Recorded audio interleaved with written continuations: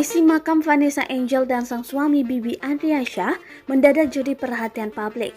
Dari video yang beredar di media sosial, bunga berserakan di atas makam keduanya. Tak hanya itu, foto Bibi pun rusak dan terlihat pecah.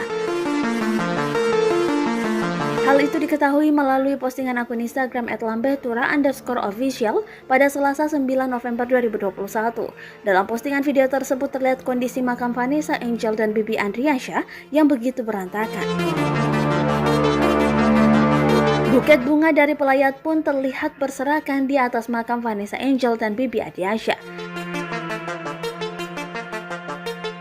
Mirisnya, orang tua mendiang Bibi Andriansyah bahkan terpaksa mendoakan anak dan menantunya dari luar pagar lantaran makam digembok akibat rusak. Mirisnya, foto Vanessa Angel tak ada di pusaranya, sedangkan foto Bibi Andriansyah terlihat bingkainya pecah.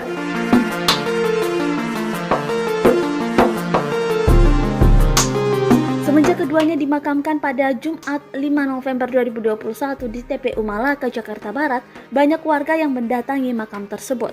Bahkan, ada yang berfoto hingga membuat konten untuk kepentingan sosial media.